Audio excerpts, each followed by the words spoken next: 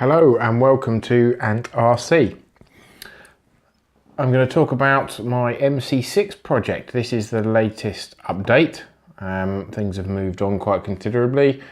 In the last video you saw the cab, now that is completely finished. The weathering is all done, including the windscreen wiper weathering as well, which I'm really happy with. It's all gone together pretty well. So that's a success. So the cab is now complete. So what do you do when the cab's complete?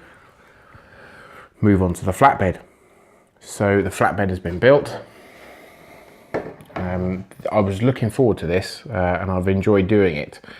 So you have to, all this is, apart from the flatbed itself, which comes in one piece, excuse me, the side supports and all the struts here and the rails, these all have to be made up and glued on.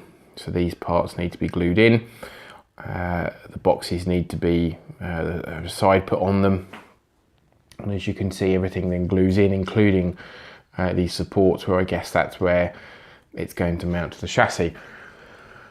This all went together really well. Apart from these two rails, they didn't, you know, I lined everything up and they didn't stick perfectly. You know, it's quite an awkward way they balance.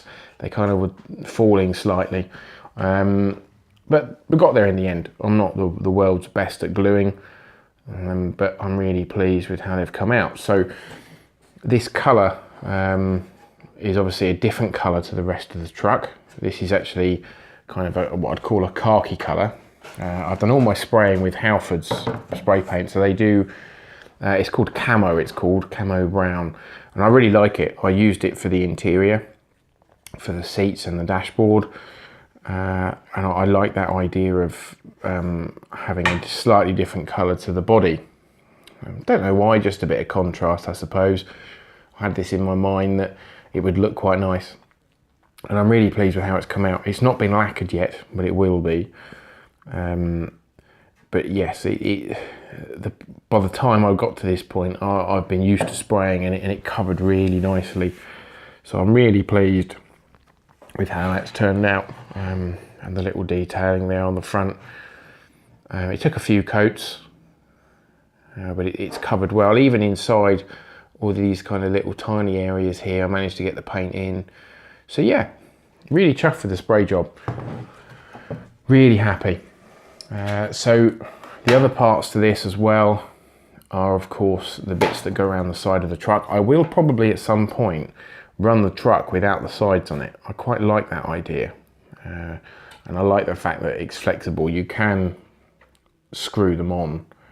What they do is they pop in. As you can see here, they got holes there, so they pop in there, and then you've got screw holes. I don't think actually the back end one screws in. I think that just pops in, but certainly the sides, they pop in. So they go into the locating holes here. I can't do this one-handed, so I don't know why I'm trying, but yes, they go in the locating holes here, and they then screw into the holes on the side of the bed. So yes, these are white.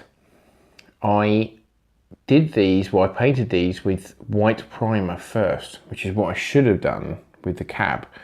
The reason I didn't do that is because I was going to have quite a flamboyant colour, either orange or a red. Now, I decided against that. I went at the last minute of the white, but by that point I'd already done the primer. So I had to cover it in white, and that took a long time. So again, my idea of doing this in white primer was, one, to use less paint, because white can be very tricky to cover up other colours. And I wanted it to pop a little bit more, and once the weathering is done, to be a different colour to the cab. It's important to me that the weathering look of this cab isn't really uniform. So while these now, the bed and the sides of the flatbed look lovely and sparkly, they won't do very soon. So what I intend to do, my next step is going to be to bolt it all on, put all the sides on, get that sorted, and then I will do a number of coats of weathering.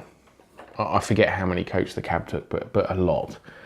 So, you know, it's important that this looks like it's a used truck. Again, my whole plan has been to make this look like a kind of used, dirty truck that's not in very good condition. So it's going to need a lot of weathering, and it can't look this good. There's going to be a lot of things going to have been pulled across the cab on multiple occasions. Anyway, I'm rambling slightly. So once they're together, I will do another video of once the weathering's done. So that's going to take quite some time, because I do want to get that so it's spot on. But we are progressing with the build. I've really pretty much finished with the gluing, and it's a very exciting thing. It's taken a long time, but I'm really happy with it. It's been difficult not to kind of rush things and get, you know, impatient. It's very easy to, I've sat there and thought, oh, I'm not going to do it like that. Come on, let's get this done. I want to run it, but no rushing, because this is an expensive truck. It's my baby, and it needs time. So one thing I would say, if you're doing this build, is prepared to be patient and know when to stop and have a break. So what's going to happen with the rear bed? Well, I've got lots of accessories which I'm going to talk you through. So we've got a quad bike, which is quite cool, and obviously the battery box is going to go sit in here. So this is actually the proper scale. It's a 1/12 die cast working suspension. It moves up and down. Probably my favourite, and I am a big motorbike fan. I've been riding bikes all my life. Is this Crosser, Suzuki Crosser. I love it. I fell in love with it. It's really cool. So these items are going to be weathered as well. So they're probably going to be on the back. They might be on the back together. They might be on the back singly. I don't know. I want to fill it with lots of stuff, and when I open this box here, you will see what I mean by lots of stuff. So the bikes are cool. They're going to need to be weathered, oil on the engine, lots of mud and everything else, because you can't have a dirty looking truck with pristine things sitting on the back. So what's in this lovely box here? Let's have a look. Lots of things. This come from a place called Farm Toys, and I will admit Andrew found it. Fair play. I know Mal from Basildon Training Buddies has made lots of things for the back of his flatbed, and I did look at doing that, and I wanted to, but I just haven't got the time. I really haven't, and the patience. So I decided to cheat and buy them. So there are 3 of these. I think I don't need all of them, but these are pretty cool. I don't know what I'm going to fill in with yet, but I'm going to certainly have to weather them. So there's a big theme here, lots of weathering going on. So while I'm progressing very well and quite quickly, I'm still a long way off yet. So what are the other things we've got? What would be like a steel crate on the back, and we've got some pallets, quite a few of them as it goes. Too many, as you can see, but I might give some, I will give some to Andrew, because while he sent me the link to this, I think he's quite jealous now, having seen it. You know, we tout and taunt each other. He gets jealous quite a lot because I have quite a, well, he has some ideas, and I then tend to buy things first, and then he gets a bit upset, but you know, makes me laugh, makes me feel better. So someone's got to be there to cheer you up, so it might as well be him. Thanks, Andrew, you're a good friend.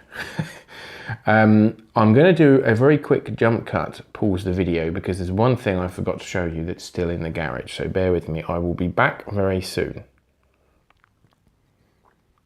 Okay, so welcome back. This is the item that I forgot about. My giddy little forklift truck. I couldn't resist it when I saw this. It's come from Farm Toys again. My initial idea on this bed was to have like a remote control digger, but I wasn't so sure, and I think, you know, having some clutter, I think my guy is probably excuse me, a delivery man. So he's delivering all sorts of things. The bikes are probably his own, maybe the quad's a friend, but yeah, there's all sorts of stuff got to go on here. So this forklift is pretty cool. It actually does lift up and down.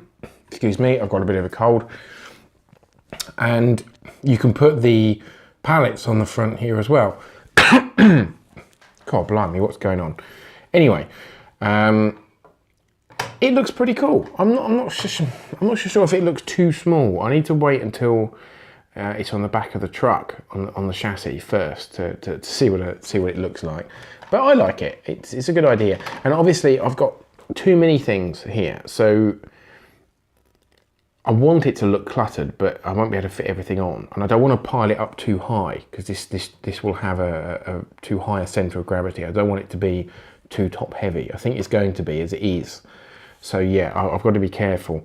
So it means that, one, I can give a couple of things to Andrew, and two, it means that I can swap what I've got on there here and there. So that will be pretty cool. I like that idea.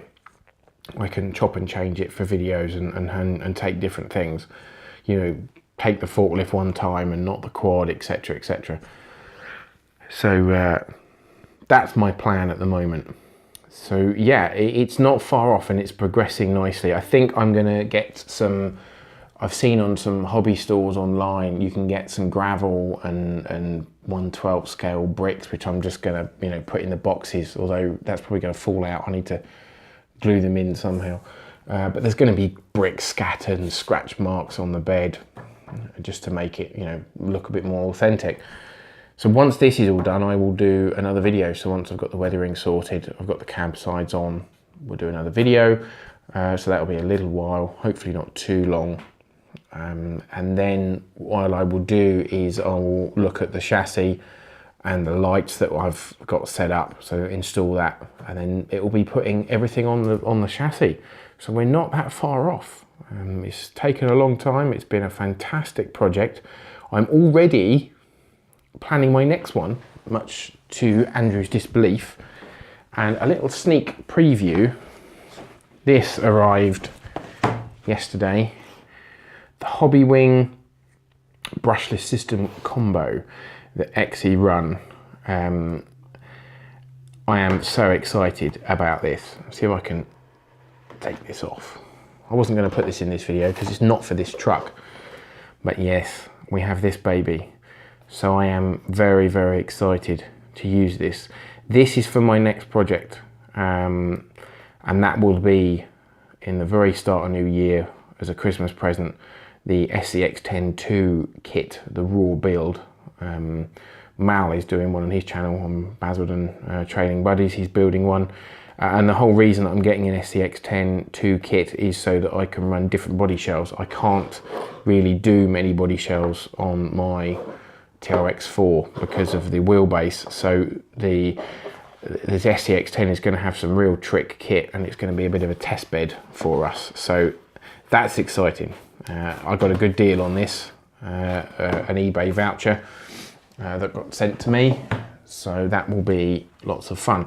Anyway, I'm digressing, but just to try and keep you interested in what may be to come, because there's lots going to happen. Anyway, I hope you enjoyed the video. If you've got any questions, comments, please leave them down in the comments section, and we hope you enjoyed looking at this series. I know Andrew is progressing nicely as well, and he's going to post a video soon. So yeah, thanks for watching, and please like and subscribe, and keep following us. There'll be lots more to come soon. Bye for now.